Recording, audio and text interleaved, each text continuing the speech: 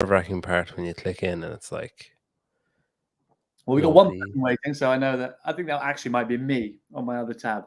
Oh yeah, we'll just keep watching and commenting. Yeah, there we go. Commenting as yourself. How are you? Very well, thank you, mate. Very busy, but very well. How are you? Thank you for having me, first and foremost. I know it's been weeks and weeks of trial and error to try and communicate with me via WhatsApp. It's actually quicker via pigeon carrier. Yeah, you're a difficult man to. You'd be good at wrestling. You're a difficult man to pin down. I was talking to someone earlier on today, and I said like, "Oh, Sam's coming on later," and they said, "Oh yeah, that's been a while coming, hasn't it?" And I was like, "Yeah, he really fucked me over about 2 months ago." I felt so bad. But now I can tell you it was Guinness. It was Guinness's fault, which was a big deal. So I was like, I couldn't tell you at the time, but thank you for bearing with. I'm glad you replaced me with someone much funnier and handsome than me. Meme for Time. I actually watched that one. And it hurt the intro hearing that I was supposed to be. I felt so sorry for him when you're like, it was actually supposed to be Sam. He sat there like, yeah. Now I had said to him, like I had precluded it with someone just dropped out. Like, are you free for an hour? So it's not like he knew. It would have been pretty fucking obvious anyway if I had just like ran on it, like be like, I need you for an episode today to release tomorrow, and they'd be like, it's pretty obvious that someone dropped out. That Guinness, that's fucking crazy though, isn't it? Like that's nuts, absolutely mental. And so, was that purely based off they saw stuff that you did yourself, like they saw your other stuff and were like, oh, that could work? Yes, seen stuff on my own Instagram and then just reached out to me and were like, can you do something in a similar vein to what you're already doing for this product? And then the Nitro Surge was the product. And it was actually a really long deal to like get over the line. I never believed it was actually happening until like 2 days before I had to film it, which was when we were supposed to film this podcast. So yeah, it was a huge deal, but it was like 3 months in the making. And then with these brands, when you have like 3 months of negotiating, and then once you've said yes, and once they've said yes, it's like you have like 3 days to deliver like a script, the video, like the first draft. They can then send amendments. Then you have to like, it's chaos, but it's a very fortunate position to be in. Yeah. Is it easier just doing your own shit? Like, is it easier just being like, oh, Danielle Brandon's in town for Rad, I want to make a video with her, rather than like, here's draft number 1, and then they're like circling shit and send it back to you, being like, no, you can't say that, you can't do that angle, that looks bad, do this instead. Yeah. Well, Rad a beautiful brand to work with because they don't care. They literally don't care about anything. I had a boner in the video, and they were like, love that. They were there, like Ben Massey and Cooper Marsh were there on set, like holding the tripod, holding the camera, filming with me, and they would love. It was freezing at the time. It was in the winter, and they were helping me like erect this penis, this fake deodorant can. They were doing that by holding your tripod. Yeah, exactly. Good. Damn it, I should have said that. But yeah, they're really, really cool to work with. I do really like working with brands because they give you boundaries to work in. It's almost like problem solving. They give you like a lot of the time, they give you quite a mundane either product or subject. And then they go, make something funny. Whereas when it's making my own content, I can kind of just like I could do anything. I could go do a cafe sketch down the road. I could do a Danielle Brandon video, just having a boner filming her. It's always after the fact that brands then go, oh, we would have paid you for that. And I'm like, yeah. Like every time I do my own video, they're always like, oh, you're wearing this. You could have got paid for that. I'm like, oh, bollocks. But I do. Yeah, just wear like plain everything. Exactly. Yeah. Just non-branded stuff. Yeah. We'll talk about your content and stuff in a while. Yeah, no worries. There's other stuff I want to cover as well. Is it true? I've heard you say, or I've seen you say a few times that. So you start like the way I know you is from Wit, from when you were with Wit. And is it true that you got that by just kind of stalking, like semi-harassing Dan? Yeah, and I had a mustache at the time, so it was equally weird. It was. I was working with a startup company in London, making like £1,000 a month, paying like £700 rent, and I was like, skint as you could possibly be, like not being able to afford lunches and stuff. And it was difficult. It was a difficult time. And I was at the same time as being skint, I was training in CrossFit in North London. And it was like the only thing that made me feel something was just like hurting myself every day, like burning my hands on a rope or slapping myself doing double unders. And then I found one of the guys in the gym that I was training in had a little WIT rune stuck on the back of his Metcon 1.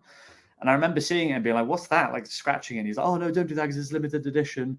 And then he went, oh, there's a new store opening in St. Paul's called Whatever It Takes. They sell Noble. And at the time I was like, I'd seen Noble on athletes, but I was always like, I've never felt a Noble trainer. I was like feeling Mickey Mouse in the flesh in Disneyland Paris. I was like, I need to go and feel a Noble. So I went to St. Paul's and then just like felt all the products for the first time and was like in Disneyland. And then the next day, printed off my CV, walked in, handed it in, had my actor headshot on it, and didn't get a reply. So I just copied and pasted my entire CV and sent it over 3 messages to Dan and Sam, who are the co-founders of WIT. In like DMs?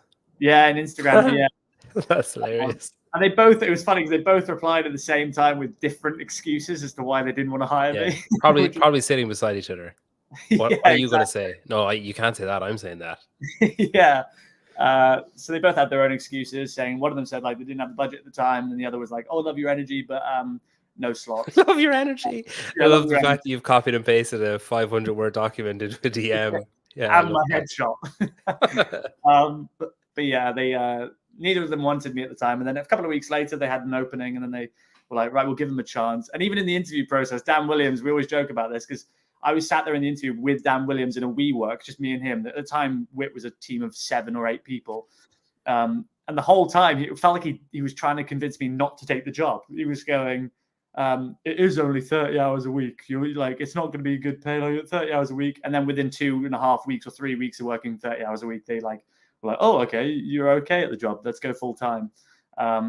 And then 3 years later, I'm like now doing what I'm doing now, which is a big fast forward. So I ruins the podcast. End of the podcast, 7 minutes in.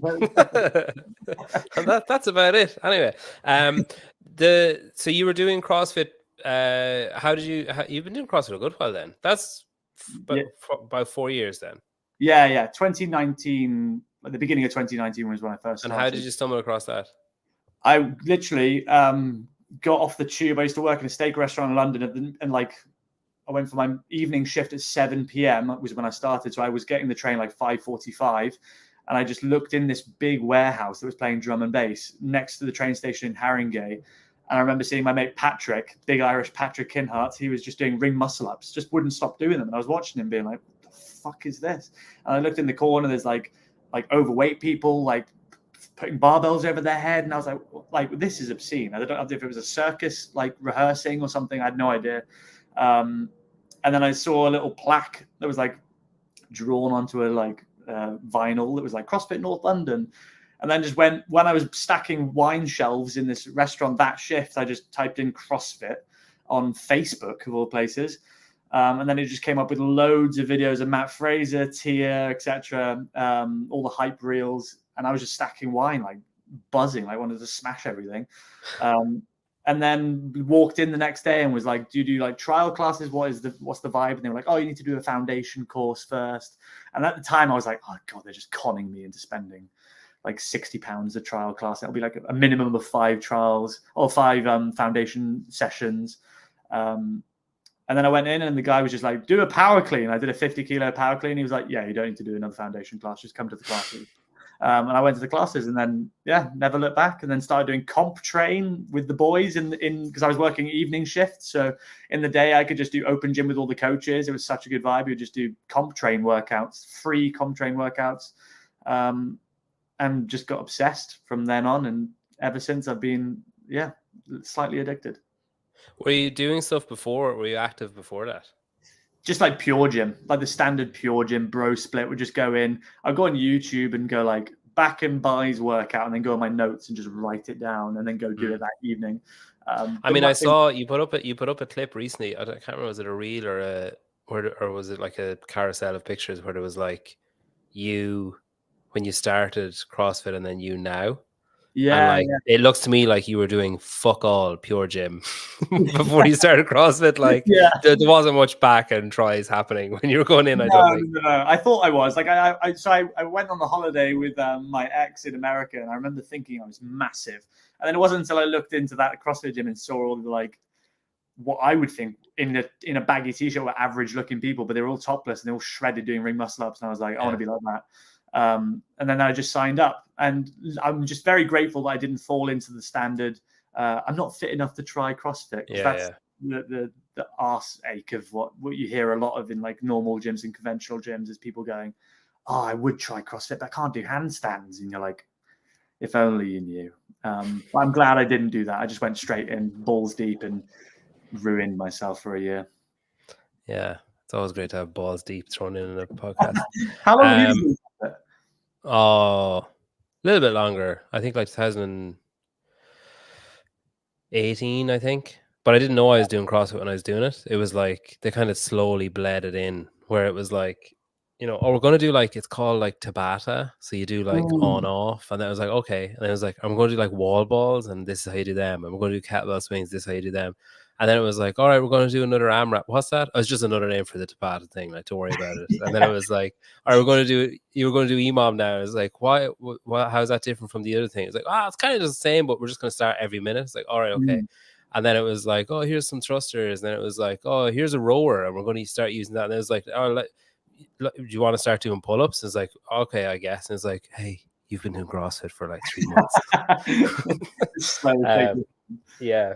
But there was no CrossFit. Like that was like the first. Well, there was another CrossFit gym, but it was like, I don't know, it's viewed as being a bit weird. Maybe that's harsh to say, but I think people were just like, oh no, I wouldn't go there now. So I think they had the right idea of like slowly building it in, rather than just like shouting it from the rooftops. Nick Wild Zombie says Sam is much uglier on webcam. That's the benefit of filters. I did. I was hoping you would also ignore that. Thank you. And he didn't comment on anything else. He just left it at that. No, he said he's joking and he loves you. And T-Bird said, how is Can, your bride, doing? We'll get on to Can. T-Bird actually bought me a number of coffees on Be Friendly earlier on, and I really appreciated that. That was very kind.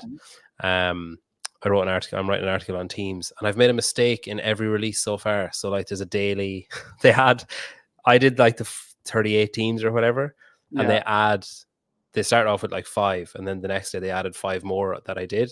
And every day so far I've made a mistake, and I'm convinced it's karma because I mocked Morning Chalk Up calling Jake Douglas James Douglas the other day. And I'm like, right, that's because I commented on that and I didn't just keep my mouth shut, and now I'm being punished. Although I'm getting like much more obscure people mixed up. Like I'm getting more, and I'm as well. If you go onto like the game site and look at the team, every team has their fucking alternates listed. So there's like 6 people. So then you have to go onto Instagram and find their celebratory, we made it to the games post, see who's tagged in it, then click into their profile and double check that it's the right, because like some of them have all 6 tagged, even though the 2 alternates aren't actually involved and shit. But anyway, that's my excuse. I'm sticking to it. I do always wonder, because I always see, because we follow you, we're friends on Be Real, I always see your sheets, your infinitely long sheets. None of so a lot of that is Mike Halpin. So he does all the like data. So I honestly don't know how he does it.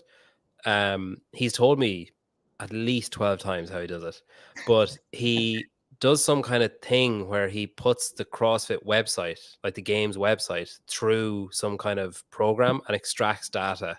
Okay. And then he just has like an Excel sheet of, so he was the one, he was like, these are their best finishes. Here's all their finishes in all the workouts against the other 37 teams that have qualified. Like I didn't have to do any of that research. I just had to look at the Excel sheet. I mean, it will transpire that I got some of them wrong, I'm sure, but I just had to like scan across and be like, and I never use Excel. So I was constantly, I was like, oh, you can highlight the whole row. Like I was like dragging my finger across the screen, being like, okay, am I still on the right line? And then I was like, clicked it by accident. I was like, oh, look at that. It's all highlighted. It's like, yeah. I equally hate Excel. I just don't understand it. And like my brother is like, he'd be like, oh, do you know you can do this, this, and this? And he'd be like, tap, tap, tap. And there'd be a fucking monkey dancing on the screen or something. And like, I don't know how to highlight something. You so you were working in a startup and you were working in what would you call that? Service industry, like restaurant industry, or Hospitality. hospitality. That's the one. Mm-hmm. Like you're a far cry from that now. Would it be fair to say that like COVID kind of changed everything, that like lockdown changed your trajectory a good bit? Because like that's kind of when the real started stuff, isn't it? Yeah. So I feel like I've always cared about what I put on social media. Even though beforehand it was always just training carousels and me just trying to PB every day to get more likes. That was legitimately what I thought. I was like, well, if I don't PB, I have nothing to post on Instagram, so it's a waste of a session. And then when lockdown hit, I kind of just was like, I've got so much free time. TikTok was kind of blowing up. I was seeing like people like Tia Toomey, Shane Orr doing like, do you remember the like it's a chopper? Oh like yeah. That trend for a short period of time. God, people were so fucking bored, weren't we? Like, my God. Oh my God, mate. March 2020, April 2020, it was just the same. It was remember the dance, the weekend? Remember the weekend song? That was me the big, and Fraser. like, So that was one of the first videos I did with Fraser, who unfortunately had to live with me for a year. But yeah, so just seeing all these trends and being like, oh, I could do that, but do it better than that person I've just seen it. And I then was just like, from then on, it just like spiraled. And then when I moved back to Devon for tier 3 lockdown, yeah, when it was tier 3 at Christmas, and we all had to like flee London because we thought there was going to be like a wall not letting people out. I fled back to Devon, and then my brother loves like videography, and I was just like, Harry, hold the camera and then film me do this, and I'll film you do this bit. And then just started like in my free time in the day, we just started cropping videos on like CapCut and Video Leap together, and then didn't really anticipate anything of it. I never thought I want this to be my job. It was just like a trial and error process, because at the time I was working with Wit Fitness and I was running their social media. So it was kind of like my page was the throw shit at the wall and see what sticks, and then go, oh, that worked, let's do it for Wit. And then slowly over time, it started to reverse, in that it was like, when I got free reign on Wit, it was kind of like they gave me their TikTok and they were just like, go mental. And I did go mental, and they got like 30 viral videos in like 3.5 months. And then that's when I realized that if I started doing that for myself, where could I be in a year? And that was kind of the switch that flipped, was like when I was doing like reports for Wit and going, oh, I'm making a lot of big videos for them that include me. I'm in front of the camera that I could just go and put on my own account instead. But it was lockdown. You are right that was the kind of catalyst to making my own content. How many people work at Wit now? There's a lot. There's like the new guard at the minute. So like the OGs aren't there anymore, but there's loads and loads of fresh people. There's like the office is like doubled. There's a lot of staff there now. Because 7 seems so small. Yeah. Like if there was 7 people there when you started, that's like tiny. It was so small. It was like that's not including the coaches. There were like the coaches at Wit London, but then it was legitimately like a WeWork, and there was like one long table, and it was in a shared community space, like hot desking space. We didn't even have our own office. There's like 2 of us at a stand-up desk eating porridge all day, and then there was like the rest of the important people. But it was literally like 8 people, 10 people, 8 to 10 people, and everyone knew exactly what everyone was doing. And now it's like over 2 floors in their own office. It's a long way from that. Yeah, that's mad. It is crazy. It is crazy. You said something else here that was interesting. Yeah, your brother, he's is acting like one of your parents is your mom is an actor. No. Yeah. One of them. She studied a bachelor's at Royal Welsh College of Music and Drama in Cardiff. Okay. So unfortunately, she had to drop out in her second year because she gave birth to my sister, little bitch. Selfish fucker. Yeah, very selfish. We hate her for it. But she had to drop out. And my dad was a footballer, so he was playing for Swansea. He was the captain of Swansea at the time. My mum was in it. Look at this! Just casually, like clang. I'm just going to drop that and move fast. I think he's written his own Wikipedia because he's put 1 cap for Wales. I don't know if he's actually played for Wales. I think he's just written that himself. But he was this captain of Swansea. My mum was working was an actor in Swansea. They met, did the things, and then my sister happened. My dad got transferred to Exeter. I popped out, and then I grew up in Devon. And my brother. I assume your mum went to. You're not just claiming yourself as being an illegitimate child there. Your mum also went to Exeter when your dad went to Exeter. Yes. You were like, my dad went to Exeter, I was born. It's like he was gone for 9 months exactly, and then no, I was legitimate. My brother definitely wasn't. But I was definitely legitimate. Sister questionable as well, but you were definitely yeah. So is it a dramatic household then? Is there a lot of like what's Christmas like and stuff? Is it very loud and very mental, absolutely mental. At one point we had 27 cats. Just accidentally. Devon's a weird place. The village we live in, everyone else. Devon is like, that's Cornwall, isn't it? That's the custard place. Yeah, that is Cornwall.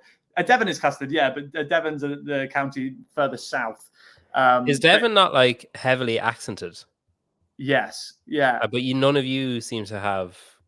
No, it's a bit weird. My sister's got a very Welsh accent. My brother's a little bit more West Country than I am. I think because I wanted to be a thespian, an actor. I kind of just forced myself to sound how I sound.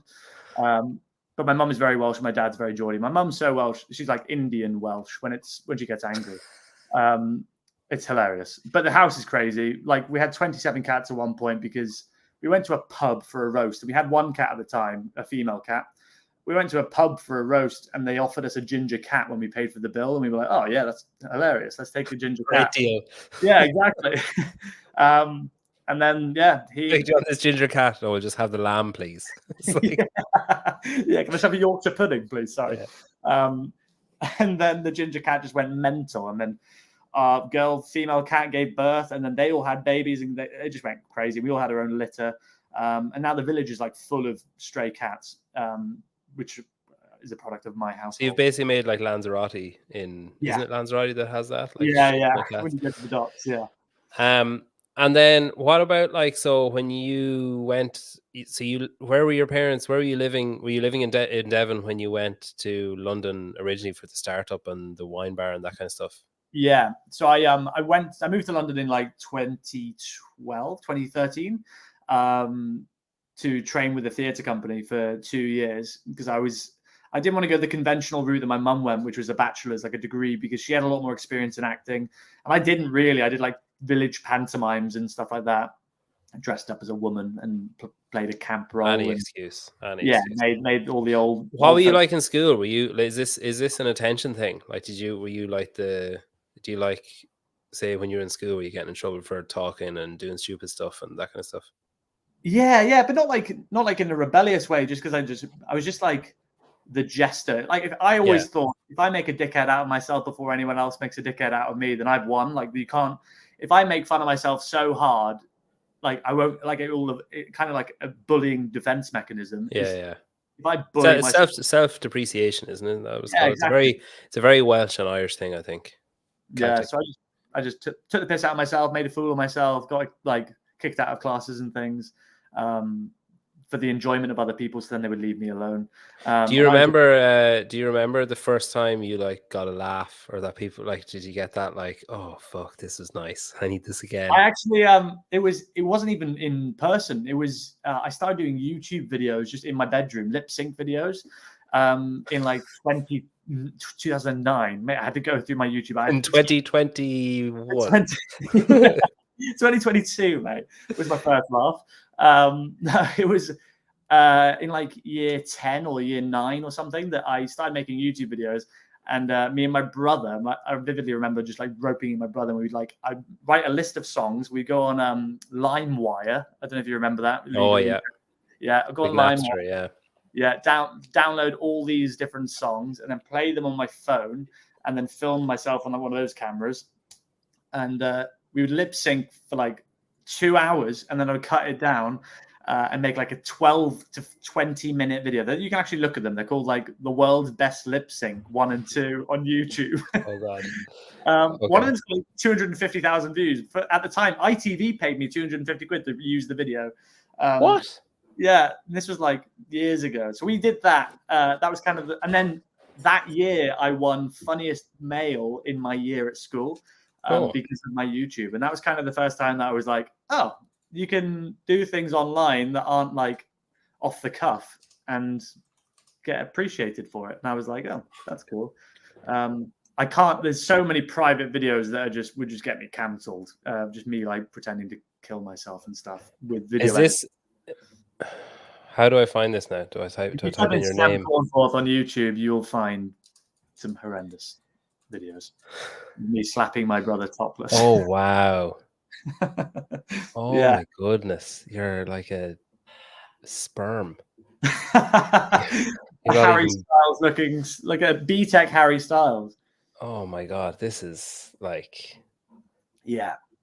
Fucking hell. I don't know how this is going to play now, but we'll give it a go and see. Oh, God. Oh, you're sharing it on the screen. Oh. What type of music are you into? What kind of music do you listen to? It's so funny. There's so many parallels to what you do, like the way you are now. I'm not gonna lie. I didn't know you had the technology to bring this up right now. I thought this was going to be a comment section enjoying thing, but no. Oh, that's pretty cool. So the one top right is with my brother when he had hair. I'm gonna embarrass him too. He's got his beard.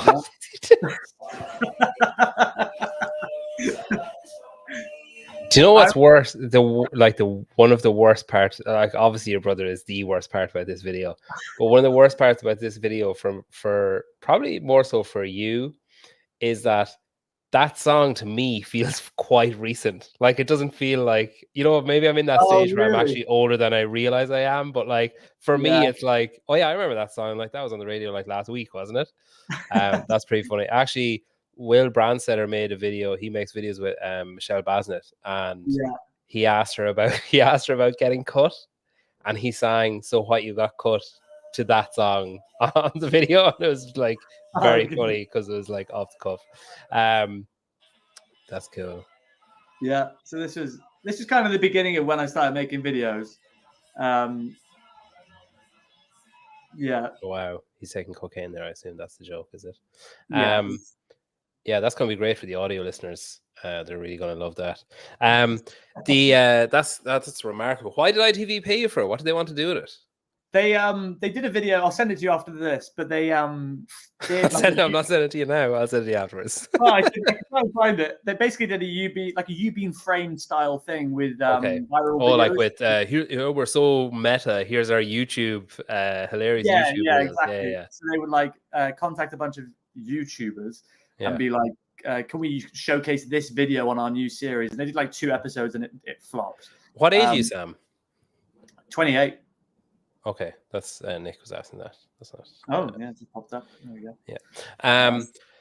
28. Okay, wow. What age were you there then? You were like 14. What year was that? 2010.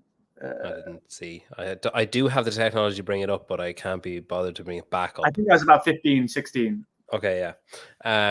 Right. Okay. So old enough to know better, but still 250 quid to a 15 or 16-year-old. That's pretty cool. Exactly. Oh, here we go. Look, Nick's going to make you into a meme. That's great. Fantastic. Thank you. Well, you brought it up. I didn't actually mention anything. Well, I've literally brought it up. You figuratively brought it up.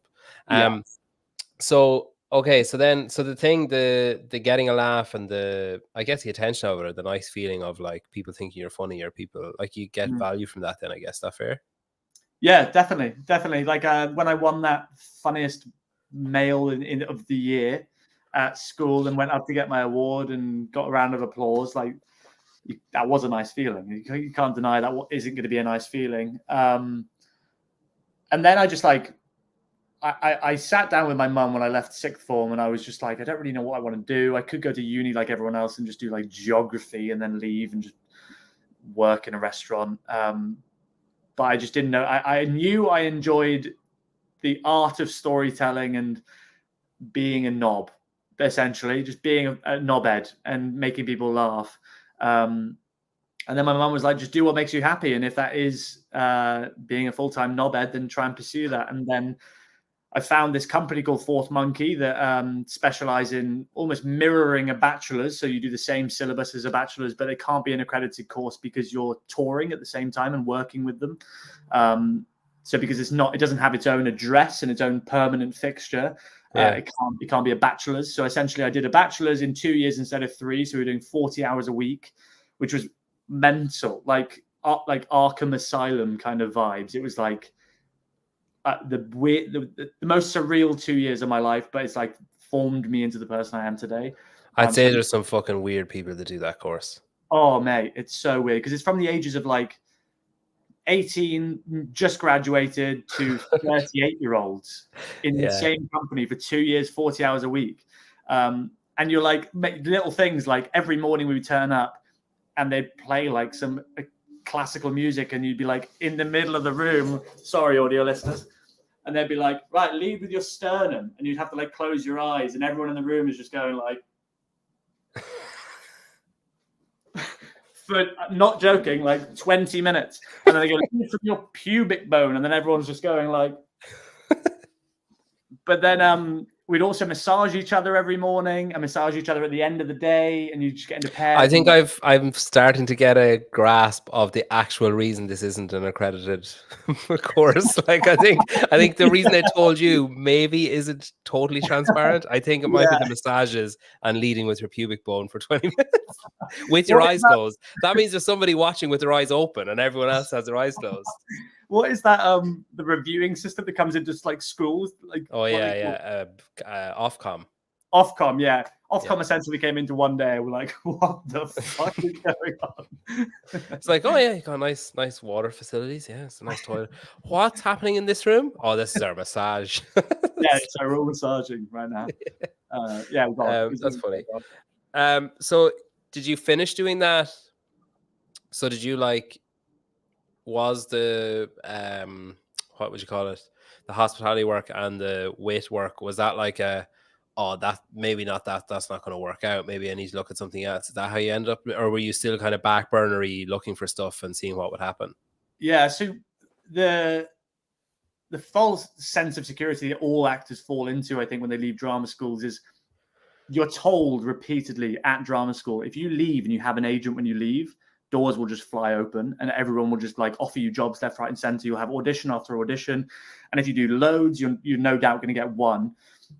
So everyone, I think all these actors, especially in London, like young actors, you see a lot of them will just fall into hospitality jobs for a very long time because they're people pleasers. They can like switch on this like positivity, be like, hi, enjoy some tap water, still sparkling. Like, they could do that for hours because it's like just a role that you have to play. Yeah. So it was kind of like a natural fit for all, like me and a few other actors that kind of like fell into the same position. So it was on the back burner slightly, but it was like I had an agent. So I was like, oh, any day now, I'll get into good shape at Pure Gym in the evenings. And one day, like a Marvel will contact me and be like, hey, we love to audition. We need victim number 3. Yeah, exactly. But I'd have loved that. And it's mental. You pay for like a subscription, basically there's like a Facebook for actors, and you have to have like, it's £13 a month. You have to pay for that, otherwise casting directors can't see you. It's so old school. And the process of actually getting one job took me like 4 years to land my first job, which was Halo Top, an ice cream advert. And I remember when it came in, I was like so heavily in my overdraft that it finally got me out of my overdraft. And I was like, finally, I could see the light. But even that was like a 5-round audition process. Is that the one was that like maybe 2 years ago? Was that the one with the treadmill? It was long ago. Yeah. I put on where you shaved your mustache off. Yeah. And hilariously, they, I'll try and find the photo. They said when I was sat in the chair, the makeup chair on the day of shooting, they went, so this is the reference that they're going for. They want Sam to look like I'm not going to be able to find it, but basically they found one photo and they said, we want him to look like this. Just for audio listeners, it's just a picture of Ryan Gosling. I just pissed myself because I knew I got the job at that point and I could just take the piss out of myself. I was like, I'm so sorry, you're not going to get that. Like if the wind picks up, I'm bald. So yeah, I'm really sorry, but you failed at that hurdle. But yeah, that was like 2 years ago. It was like a 5-round audition process. I had to film myself in my bedroom running on the spot.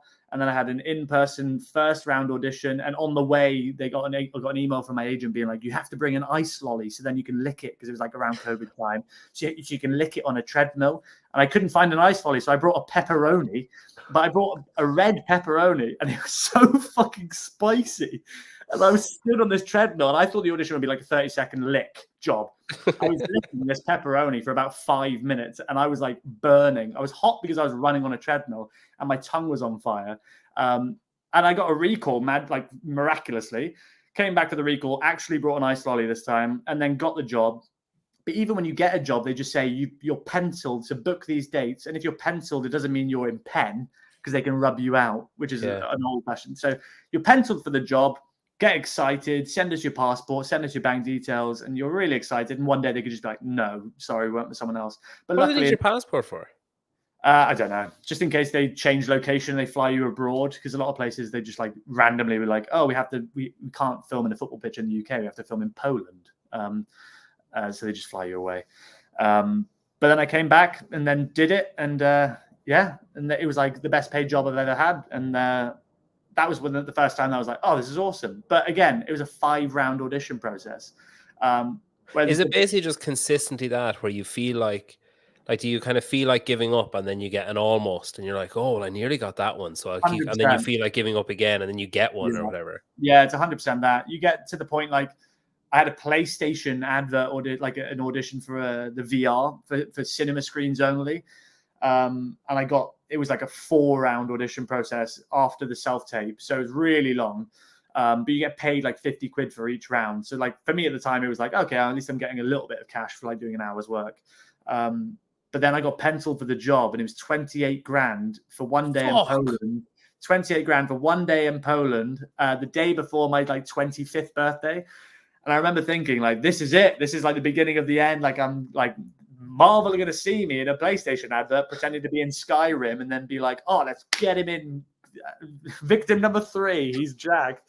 28 grand. 28 grand for one advert. There was one day of filming. But then they said no. On the day before I was supposed to fly to Poland, they said no. And they went, sorry, we went with someone else. Did you see that ad then? I did. Yeah, I did see that. To be fair, the guy was very good looking, so I don't blame them. Does that mean that, so they pencil like 5 people? And then they pencil like 3 to 5 people on average, and they show like Mr. Sony. And he says, literally the top of the top, and then they just say yes to one of them. But it literally could be 5 hours before you're supposed to be somewhere. Nick is kind of echoing what I was thinking when you were telling that story about the pepperoni. Licking a meat stick will get you hired in seconds in LA. That's all I was thinking about. Was like, this sounds as bad as the company that you were touring with. And Mary's wondering what an ice lolly is. A popsicle, you'd call it, Mary. He had to bring a popsicle, and instead he bought a pepperoni, which is a hot sausage. Yeah, it's like a long. It's too thin to be a sausage, really. It's like very long and thin, and it's like basically a kebab that's been squished in a condom. Yeah, in a weird, tasty condom. It's weird. Yeah, it is weird. Yeah, objectively weird. British food. 28 grand, that's nuts. Because like when you were saying like, oh, they might randomly decide to change country, the thing going through my head was, isn't it fucking insane how much money companies have that they can be like, actually, we're going to do it in Greece, and like just last minute. And then when you said like, oh, it's £28,000 just to be like, I'd be anywhere. Literally, I'd pretend to be in Skyrim shooting a dragon and then going Fus Roda, and then they go, here's 28 grand, thank you for coming. Crazy. It's absolutely mental, mate. So yeah, you're right. It was there was like the carrot on the string was always kind of there, like just close enough that I felt like I was nearly getting a job every time, and then I just never got them. And then until that Halo Top advert, and then it wasn't until lockdown that I started making my own videos that these brands started contacting me directly saying, can you make content for us with similar fees to the Halo Top advert? And that's when I was kind of like, I need to step away from this old school kind of rat race of acting and spending my life going from audition to audition, and just convince the brands to come straight to me. And I cut out all the audition process, and then the power is completely in my hands to be like, no, actually, I don't fancy that advert, which is such a good position to be in. And it just feels like a cheat code, to be honest with you. It feels like I'm just like retired at 28, which is mad. But that's a very recent power that's available, though, isn't it? That is since TikTok that people have the potential to say, oh, I'll just sit back and wait, and eventually someone will either send me shit or pay me to do shit or pay me to do our shit. Yeah, because it is like and I think that you've basically done what most people who are in a similar vein like dream of doing. Like, and I don't mean even just thinking, what's the word, like insularly or whatever, thinking of other meme accounts or other people who do similar stuff. Like that's what they want. They want to be in a position where Rogue, I mean, it'd be totally off brand for Rogue, but for Rogue to turn around and say, hey, we really want to make us a stupid video that will get views, and here's a budget or whatever. I saw recently you CrossFit Games followed your page. What's the story there? Is there something happening there? You're probably not allowed to talk about it if there is. I hope so. Maybe not this year, but hopefully in the pipeline. We were in talks about doing something over the semi-final period, but timings. Would that be similar to your WIT? Yeah, I think mic so. in hand. Yeah, weirdly, I don't know if you've seen that. I did a verification video where I dressed up in a blue morph suit and like humped the air for like 5 minutes.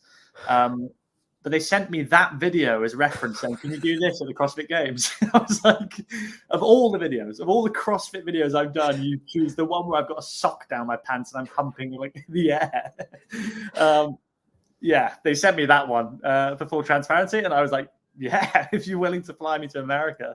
But no, we've got a good relationship, which is nice that they follow me. And it's mental to think that like at the beginning of the whole reason I started CrossFit was to like, 1, stop smoking, 2, try and not be depressed about failing as an actor. And now I've got the CrossFit Games contacting me to work with them and make silly videos for them, which is just like full circle in quite a short period, like 3 years, which is mad. But no, they're a very cool team behind the scenes, which you probably know. No, I don't have that clue, to be honest. Is that actually the bald guy?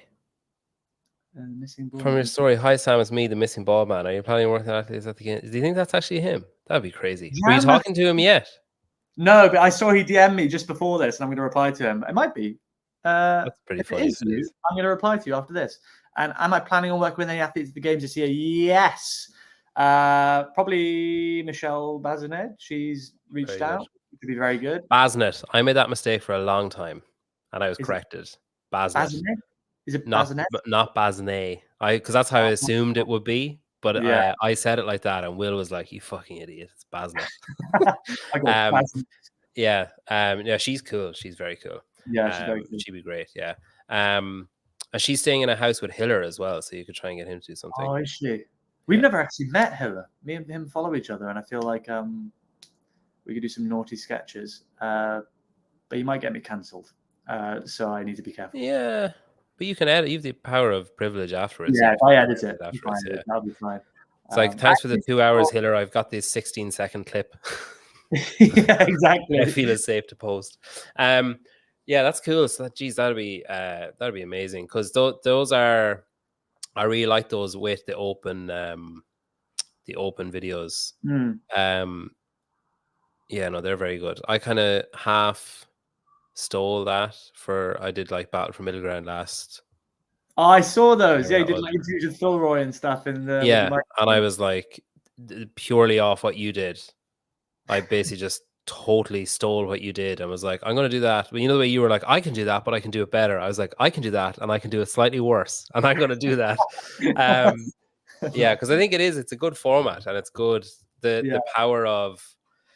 The power that you have to, like, Seska was one of the people that I was talking. She was like, oh no, I don't want to do it. I won't say anything funny. And I was like, but like, we can make it funny afterwards. So like, you have that benefit of like, you slow down something or you speed something up and it's funnier, or you throw in a caption or you focus in. Like, one of your friends was in one, and he called his mate like broski in the thing. And I was like, definitely commenting on that when I put the video together.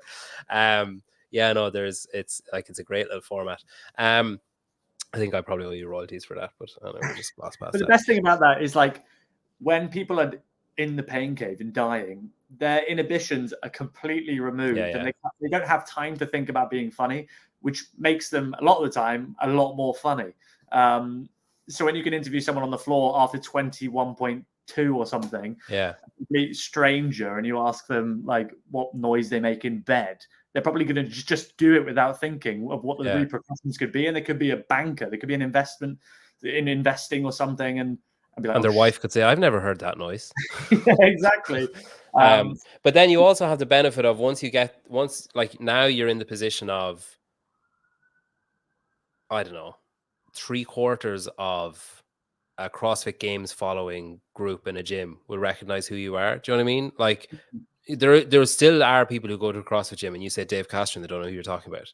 But like Yeah. the people who follow the sport or follow like the general accounts that everyone kind of follows, 3/4 of those people will know your face and who you are and what you do. So then you also have that thing of like, there's the excitement of like, oh, am I going to be in one? Or like, and then they're more giving then just because of that. Like you see it with, say with Savan on his show, like he's Yeah. really, really good at what he does. But there are athletes or coaches or whatever who go on his show and are open books the second it starts because of his reputation and because they know what he's like. And then they go on another show, not mine, obviously, but they go on another show and they're more closed off because they don't know and they haven't bought in, I guess.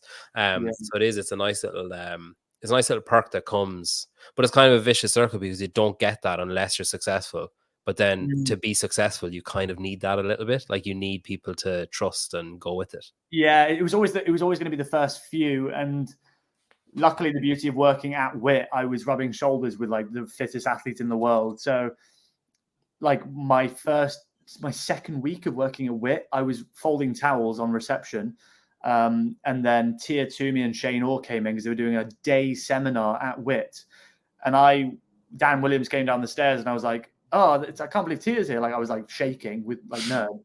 And he was like, oh, do you want to just jump in the workout? And I was sharing a bar with Tia Toomey, like the second year she won the games, or the first year even, when she was a Reebok athlete.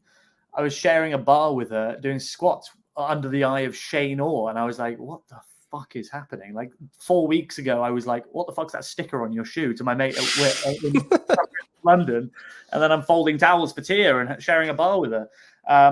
But because I trained with these people for so long, like Sarah Signer's daughter, she's so lovely. And she's exactly how she is online and in the documentaries as she is offline. Elliot, Jamie Simmons, all these like amazing athletes that welcomed me into their lives and just let me make videos with them and trusted me to do so. Yeah. And then when they started doing really well, like this Khan video, this just done really well, it exceeded my expectations. Then other athletes go like, oh, we can trust Sam. He's not going to make a dickhead out of us. He's going to make a dick out of himself. Yeah.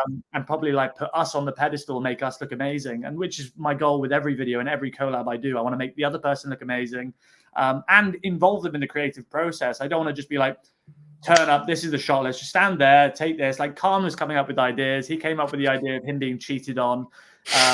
We would try for hours, literal hours. We filmed for 8 hours. We tried for like an hour to try and get his reflection in this pond that we found in the dress coming behind my shoulder as the old man and putting his hand, because you know at the end of it, I'm like, and I go like that. So it was going to be he as the old dead lady or man puts his hand on my shoulder and we see his reflection in the pond, and then I go and I turn, but the wind was too windy and the pond was rippling, so we were trying to wait for this moment of stillness and we kept going go like I want to get them involved in the process. And like Sarah is also very creative. Daniel Brandon was jokes to work with, and so it's a huge relief that like the early ones did so well, and now these huge superstar athletes of the sport trust me enough to work with me, which is really, really nice. Is there like, do you have an idea, I assume, like, do you know, like, are you thinking, all right, Noah, you did one with Noah for like, it was kind of like a pliability theme. And it was, like stretch. There was two, was there two? Yeah, there was two. We two did have one where it was like the Zoolander trend that was happening at the time, where he like walks in, he like pouts. Yeah. And because I worked with Pliability on their social media and kind of still do to a small degree. And then met him in Texas before Rogue Invitational and just like hit it off. Him and Laura Horvath, me, Fraser, Laura Horvath, and Noah Olsen were driving from Fort Worth to Dallas, and we were like 4 hours just chatting shit. Unbelievable experience, and they're both so lovely, but both either end of the spectrum and how lovely they are. Like Laura's very like, I will win the games, but she's so lovely. And then Noah's like, yo, Sammy, what's your fucking name? Like, just really excitable, like a golden retriever. I emailed Laura. She was on the show before, like about 2 years ago or something. I emailed her maybe about a month ago, and I was like, "Oh, I'd love to have you on before the games." And I, like literally about 15 minutes later, I got an email, and I was like, "Oh fuck!" She actually replied. Like I didn't think she'd reply. And my wife was like, "Oh, what did she say?" And I said, "Oh, she said, hi Peter, it's really great to hear from you. No thanks." I was like, it's possibly the most Laura Horvath reply you could actually get to an email. I thought it was so funny. No, she's so lovely. She's so funny. She actually doesn't follow me on Instagram. And this is like a joke that she's playing on me for some reason. She finds it hilarious. But every time I see her, she's like, I still don't follow you. Okay. But I told, actually, this is a funny story, but I made her a sign in Berlin because she made a deal with me saying, if you make me a sign and you stand there in the last event and hold it up, and I wrote Kadoosh, and I stood there in the stands, and she was on the like it's lane 1, so it was perfect where I was sat. I put it between my legs to clap and wave at her, and when I looked down, it had gone through the whole of the chair underneath the whole Colosseum. And this woman sat beside me. I've got a video on my phone. I'll send it to you. Me just filming this woman, this like German woman that's just laughing at me. And I'm just going, Laura, your sign's gone down there. I'm really sorry. Like zooming in on her. But yeah, she doesn't follow me. But that response is exactly how Laura is. And that's probably like super polite for Laura. But no, thank you. But do you when you like have access to the person, so when you know Noah's like oh yeah, I'll do something with you, do you go like, all right, I have an idea, Noah, would you like to do a video with me? Here's the idea. Or do you go like, hey Noah, would you like to make a video? And he goes, yeah, and you're like, oh fuck, now I need to think of something. No, so I normally have an inkling before, like with Rad, for example, with Danielle Brandon. Ben Massey reached out to me with Soda Cooper Marsh separately, just being like, hey, Danielle Brandon's in the country. She's coming to do like Rad tapes with us for a week if you want to do a sketch. And then that was like a month before, and immediately my like thinking cap is on, and I'm going, what is her like brand? Like what video would work for her brand? And the same with Noah. Gymshark reached out to me and were like, hey buddy, Noah's in town. I know you guys have done stuff together in Texas. Would be awesome if you want to film with him and do something in Gymshark clothing. And it's a win-win for me. It's like a slight bump up of followers because I'm working with these people that have significantly more followers than me. But then I also get to like meet people that I've been DMing in their DM requests for 3 years. Like Noah Olsen, I've got a screenshot of me messaging me like 2019 being like, hey buddy, 2019 is definitely going to be your year. Quick one, do you ever just train abs? He never replied until we did the video together, and then he saw it. It was like he did like loads of laugh emojis, like, bro, I never just train abs, but thank you for asking. That's one of my things of sometimes like I'll message someone about coming on the show, and then it might not happen or whatever, and then a couple of months later I'll be like, oh, I must message them, and I go in and see the last message, and it's like, oh god. So if they see this one, they're also going to see the old one as well. And then I'm always like, if I delete that, does it delete on their end or is it just on my end? And I have this whole thing of like, maybe is it better to just leave it and then I show that I'm keen? Like Chandler Smith he's a prime example of that, of like, there are about 300 unreplied messages on one side, and I wrote him a letter. I fucking love Chandler, and I wrote him a letter to Invictus, and he DM'd me. He got it and replied, wrote me a message, really nice DM, and he was like, "Oh, I promise I'll come on this is going to sound like I'm bitter, but I'm not. He was like, "Oh, I promise I'll come on after semifinals if I qualify for the games." He hasn't. But when he sent me that, I was like, "Oh, fuck, cool." He replied, "Oh, wait, he's after seeing." He would have had to see all of the messages, like Yeah, going back, yeah, like, and as well, when someone's story disappears, but you've replied to a really specific thing in a story, and then all you can see is this yeah, weird message floating in the middle with no precursor to it or no yeah, explanation. yeah, exactly. But really, actually, that bald man that I was trying to find earlier on, I've got a message reply to one of my stories that I must have deleted, but it says, "Did you spaff?" That's it. It's all he's messaged me before saying, "Hey, mate, this is me." So after asking if I spaffed, he then wanted a selfie with me. But Chandler Smith is such a legend. Like, I was very lucky as well that he came to a Puma event at WIT, and Jesse Smith as well. They're just like, they're both unbelievably lovely. He's an absolute gent. He's I think his military background has made him just like, he's like perfectly PR trained. Like, he's just so polite. He's so lovely to be around. And Jesse's just like a Pixar character. Yeah, she's very energetic. Yeah. Yeah, unbelievable. They're both so And nice. Sam is in that as well, and he's low key hilarious. Like Sam Stewart. he's very Oh, like mate, he's so good. he doesn't say a huge amount, but when he Yeah, does, it's always either a incredible reference to something obscure that you would have never thought of, like some Simpsons quote or something, yeah, or it's like just a perfectly timed one-liner. He's very funny. yeah. He's a very, very good lad. He's very fit as well. He's just qualified, isn't he, in a team? Yeah, he's he is. You go to them, you have a bit of an idea, you go to them, and then you kind of flesh it out with them. Yeah. So I kind of, if I'm in a DM relationship with them, a lot of the time it goes through the brand first, then to them, and normally the brand come back with like, "Oh, maybe we don't do this because of this reason."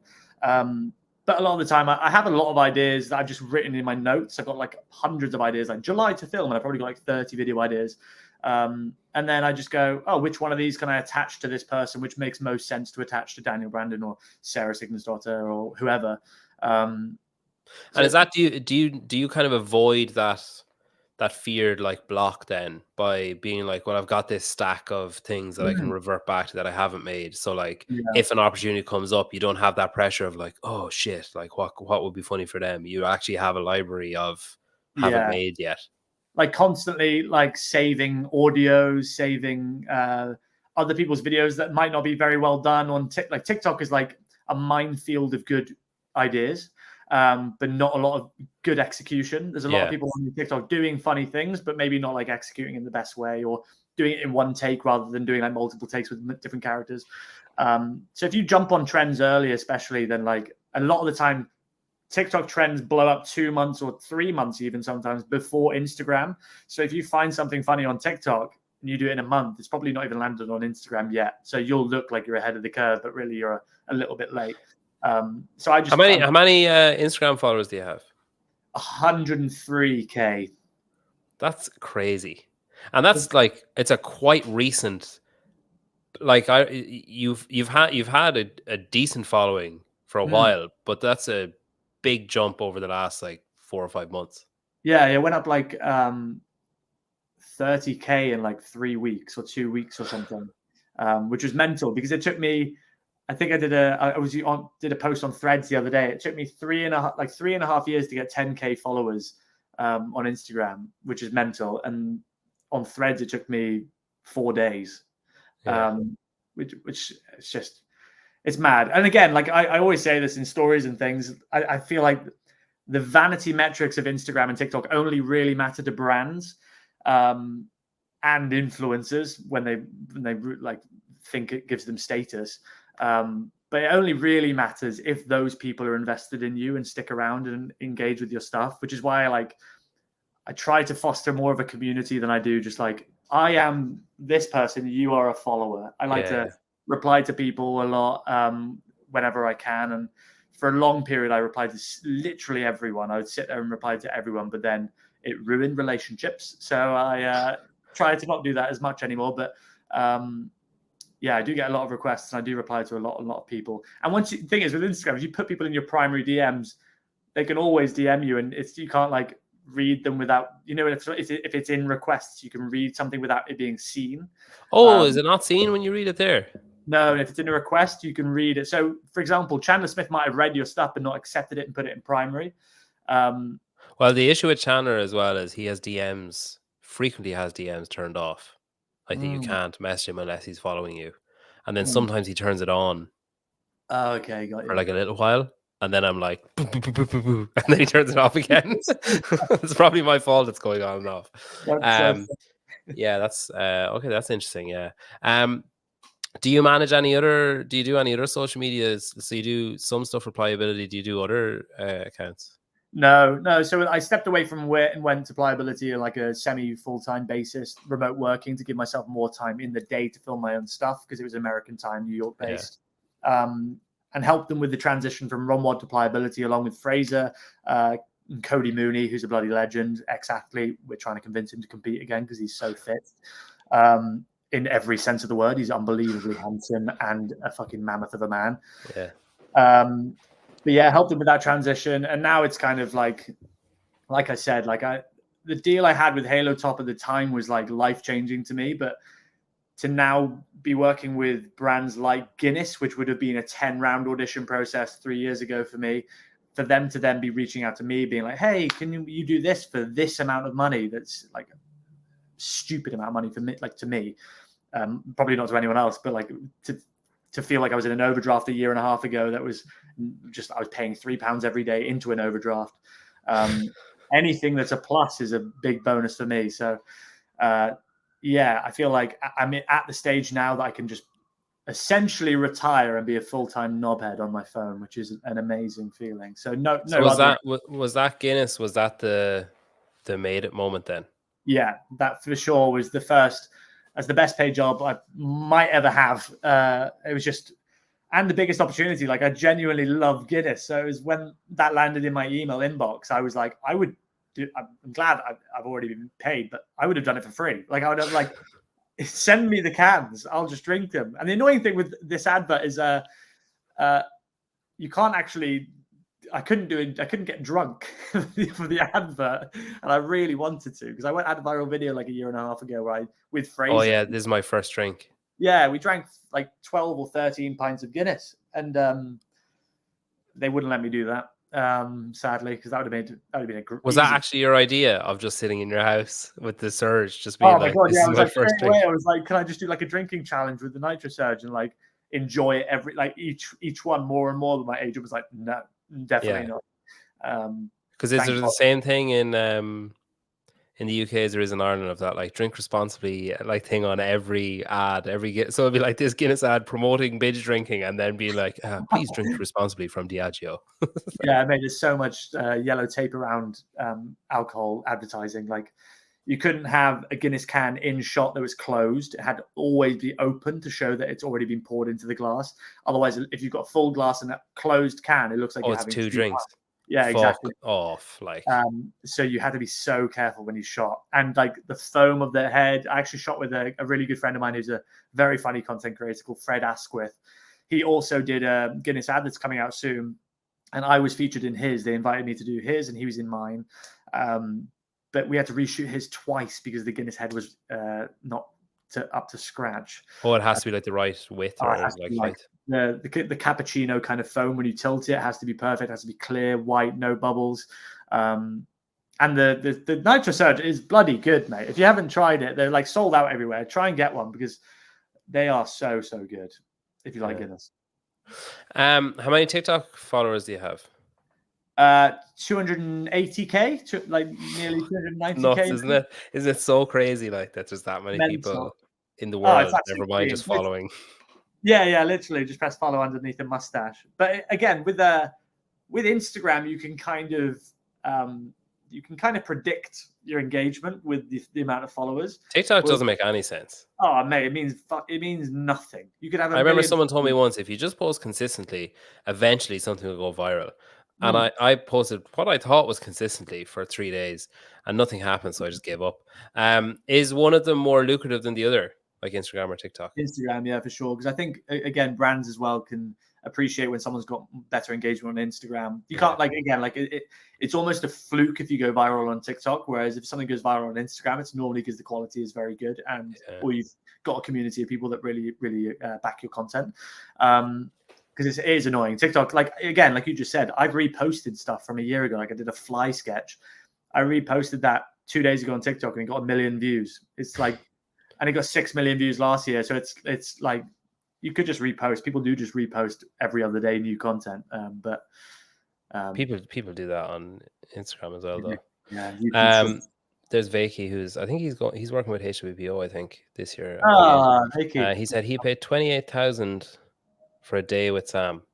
Mate, Vakey, you just pay for me to come to Australia, and I will. What? See, the thing is, if you change the tone that comment is read out in, so it's like, I paid $28,000 for a day with Sam. That's pleasant, but it's like, I'd pay 20. Like whatever tone you read it in dictates how they meant that to be read.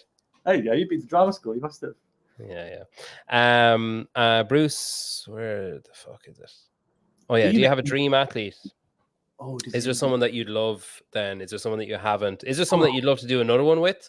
Or is there someone that you'd, and obviously no disrespect to anyone else that you've worked with, no disrespect to any other potential athletes that you might work with or whatever, but is there someone that you'd be like, oh, that they'd be unbelievable? Or like, oh, I have this amazing idea, but it only works for that person and nobody else? Like 2 weeks ago, that would have been Cornforth, because I had that idea for such a long time. And he was in London like a year ago. And I messaged my friend in Wit, said, oh, Khan's here. And I didn't know him well enough and I didn't back myself enough to DM him. And she was like, I'll speak to him if you want to film a sketch with him. But unfortunately, I had to leave. I had a flight that night. So I've had that idea for a long time. Probably best that idea didn't come through a third party. Can you imagine Khan standing at reception of Wit and she's like, and then you wear the dress. And then he's just like, oh, I really have to go. Yeah. Then basically you die and he'll cover you in talcum powder. Yeah, weird. But probably at the moment, someone who's like making a lot of noise is like Danny Spiegel. Like there's so much I could do. Like I could make such a fool of myself with someone like Danny Spiegel. Probably Danny Spiegel at the minute. She said she's keen to do a video, so hopefully at the games, because she's not competing, so hopefully we can link up and do something very, very silly. She posted a video the other day with feathers and stuff, so I might have to order a feather costume and try and do a collab there, which could go quite viral. You could actually reuse that for the day with Vakey then, the feathers. Exactly. Save on your you can probably expense it to him as part of the 28K. So in the last year then, so you were at the games last year, correct? Yes, yeah. And then you're at Wadapalooza, you're at Rogue, you're at Wadapalooza, you're at Berlin, you had that Gymshark big event, whatever that was, up in Manchester. Yeah. And you're going to the games again this year? Yeah, going to the games. Even if you remove, obviously a lot of that stuff doesn't happen if you remove all the little moments like the Chandler and Jesse and the Khan and like if you remove those bits, or if you remove like the games following you and stuff, but like those going to those events, like when I realized I was going to Wadapalooza, I so close to shit my pants. I was like this, and it's similar on a much smaller scale, similar to your Guinness thing, where it was like, this can't actually be happening. Like there's obviously someone's joking, or there's something, like, something's going to happen, or there'll be another fucking lockdown, or some volcano will erupt and put a stop to it. But like those, like I assume you're enjoying them. I hope you're enjoying them, because those moments are like they're not priceless because you can pay for them, but they are priceless, like moments, really. Yeah, well, it's like, I mean, because I was exactly the same. I didn't believe I was actually going to the games with Whip 2 years ago when I first went. Until that was a Sarah clap that year. Yeah. So that year was like towards the tail end of COVID. So it was still, you had to go to a green listed country before you go to Madison. So we went to Antigua for 2 weeks. Me and like, it's a hard life, isn't it? Hard life, mate. Hard life. We were in an all-inclusive villa in Antigua for 2 weeks, and then I didn't believe I was going to the games. I was like, I'm going to get COVID here or something's going to go wrong. And then until I was going down that escalator in Madison with like Medeiros and Tier on the the big black and white in the airport, I was like, I'm actually here. And then you see the Capitol building in the day, and you're like, this is mental. But I do, yeah, I love it, and like that was an amazing experience, introducing Sarah Sigmundsdottir for Wit as her first appearance after her injury. So it's huge, and it was the first time I met Snorri, big Snorri Baron, who's a bloody gem of a man. Yeah, one of the loveliest teddy bear, scariest looking man on earth, but absolute gem of a man. And he came up with the idea. He just said to me, why don't you do something like a clap? And I remember seeing on the Icelandic football team doing the dum dum. And I didn't have a drum, sadly. So I was like, Tom Lowe, be my drum. He's a good ball friend of mine. And everyone joined in, and it went mental, and it went quite viral. So that was kind of the beginning of like, oh, maybe I could cause some, like, I could make some noise in this industry. But yeah, I'm the same as you, man. I'm like, and you had a panel show at Wodapalooza, and that was the first Wodapalooza I went to as well. Yeah. Just unbelievable there, wasn't it? It's crazy. It's crazy. And then you're probably at the position, you're like, you could probably message Wodapalooza now and be like, hey, would you be interested in me coming? You know what I mean? Like, it's at that stage now where it's kind of gone stratospheric, where you can, you know, again, there probably are competitions that it would be off brand, but like Wodapalooza would be very on brand for them to have you do stuff, you know? Yeah, it's amazing. It's so cool.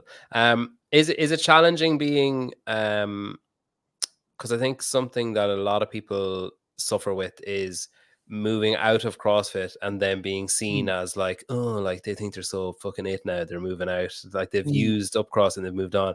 Do you find it challenging to kind of do both, like to do stuff to be relevant and you kind of, you know, poignant or timely in CrossFit, while also, you know, making a proper living by doing, like, you know, Guinness shit and that kind of stuff? Yeah, so it's a great question. Like my agent, when I first signed with my agent at the beginning of this year, it was kind of the first conversation we had was, how high is the ceiling in CrossFit? And then I argued that it doesn't always have to be branded CrossFit. Everyone in the world knows what a gym is, and CrossFit is objectively a ridiculous sport. If you look at it on paper and you go, oh, just watch this video of someone doing crossovers and getting really angry on the world stage of the sport, you'd be like, this can't be a sport, surely. And no one was really making fun of CrossFit. So that's why I started doing it. And then, so now it's kind of, luckily, the following base I have are very well receiving of more generic sketches, like this fly sketch I did last year, and I did the punches beard off kid for Christmas, and like that is so far from CrossFit, but it's I hope well done enough that people go like, oh, he's put a lot of effort in, and that's why I don't post as regularly. I don't follow the traditional influencer trajectory of 2 posts a day, 17 stories minimum. I kind of just go, I'd always put effort and quality before consistency, which is probably quite a slow way of growing, but I'd rather grow slowly with a group of people that get what I do than grow by doing 2 videos a day and 4 of them go viral in 2 weeks and I get 60,000 followers, but then I do some posts and they all unfollow me. Because I know a lot of people that have gone on like reality TV shows and things and gained like 900,000 followers in a week, and now all they're doing is chasing their tail because they're losing 1,000 followers every week. Every story they do, they lose 500 followers. So I'd much rather the long game of like dapping my toe into things and just trying different areas of comedy. But it's always the foundation of my content is always going to be, I hope, high quality comedy, and then everything else should just hopefully work itself out. How come you still edit on your phone? Is it a point of pride now to be like, look at you fucking idiots with your MacBooks? Yeah, I've actually got a massive monitor behind this laptop that I bought to edit on, and I bought this like a month ago that I haven't opened. A keyboard for the audio lessons, and a new MacBook. I was like, if I buy that, then surely I'll edit on a laptop. Yeah, I can do it so quickly on my phone, and like I film everything on my phone. It's already on my phone. The file management's really easy.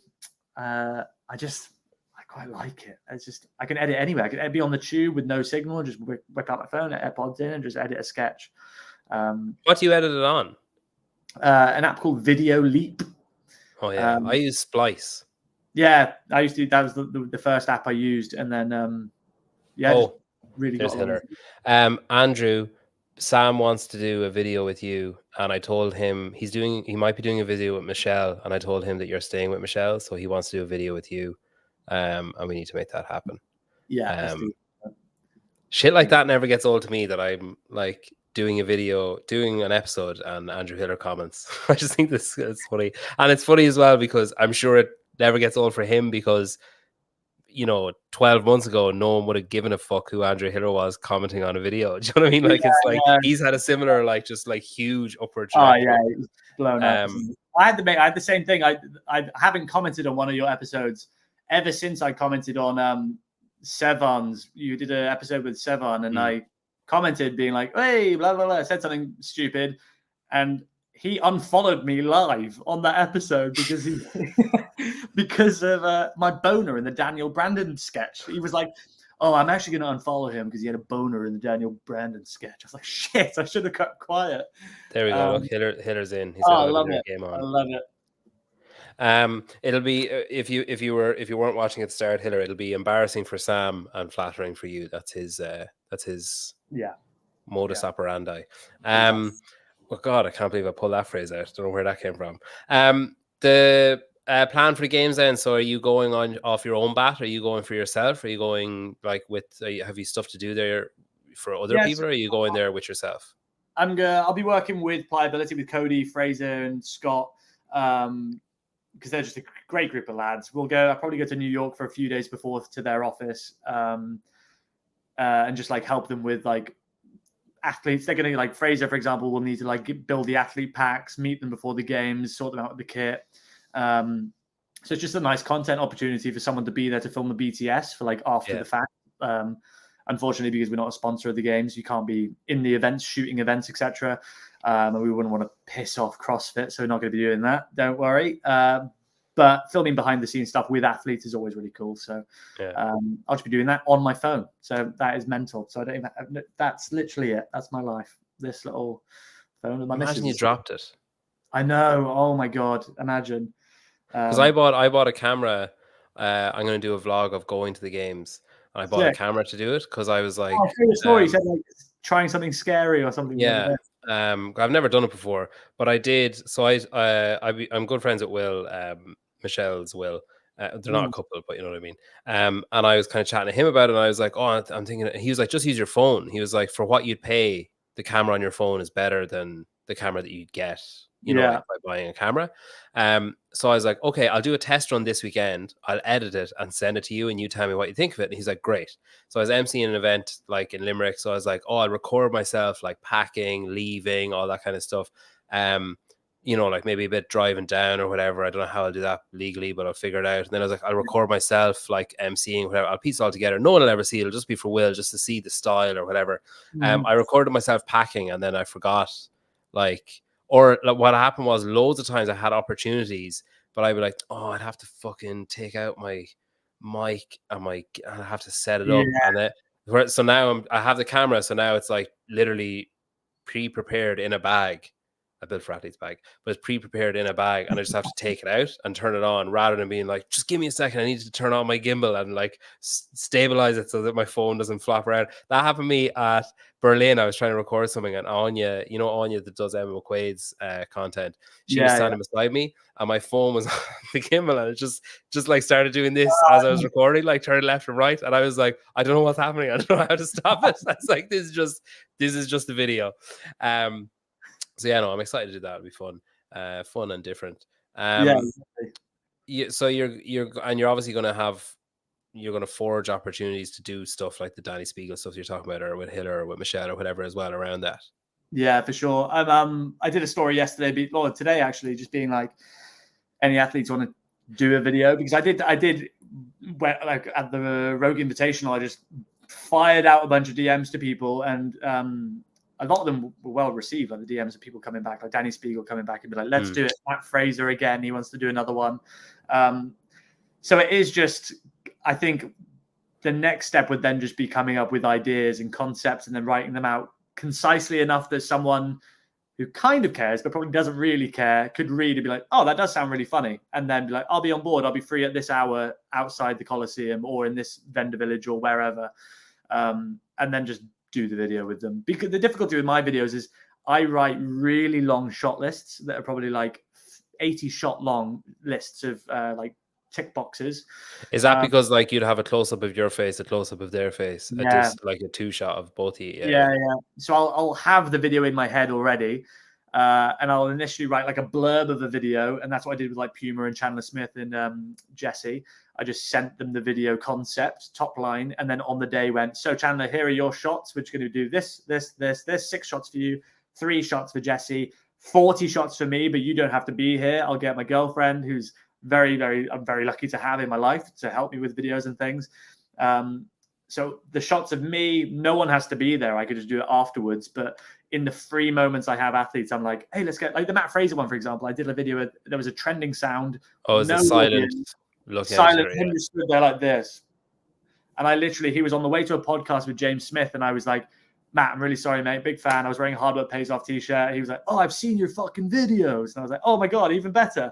And I was like, I'd love to get you in one. Didn't realize Matt Fraser was a surfer from Point Break, but go on. You know what? As I committed to it, I was like, fuck, that was shit. That was Keanu Reeves. That's what that was. Yeah. Anyway, I was just like, all you have to do is stand still and I'll do the rest. And he was like, yeah, sure. Folded his arms and I was just like slowly panning in. I went, walk out of frame. He walked out of frame and I was like, thank you very much. And he was like, please just send it to me. And it was O'Keefe. I was like, please just send it to him. That's a bad impression as well. Please just send it to him before you post anything. And I sent it to him, Sammy, and Hard Work Pays Off training accounts, being like, hey, here's draft 1. Let me know what you think. And they all replied being like, fucking love it. Let's go. But I didn't collab. With him. I just posted it. And it still did really well. But I'd love to do a video with him again. And Tia, I've never done a video with Tia. I would love to do a video with her. Yeah. So you could do one with Tia where you're just when you said that, I instantly thought of your face on a baby. Just popped into my head when you said I'd love to do one with Tia. I just imagined like people coming up to Tia being like, "Oh, can we see the baby?" and like pulling back the blanket. And it's just like your mustachioed face. Oh my God, that isn't. I'm not even joking. That is a good idea. Like a pram, Tia with a pram, and then me in the pram. Yeah, that's actually genius. I'm going to write that down. Will saying, so I hated his advice. No, I didn't hate your advice. I just wasn't capable of implementing your advice. So I had to ignore your advice to a more dumbed down version of it. Okay, I'll let you go.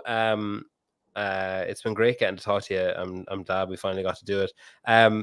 One of the things that really, when I think of you, so that there's a few things I think of when I think of you. I think of like some of the videos that you made and stuff, and some of the stupid stuff that you do that I find funny.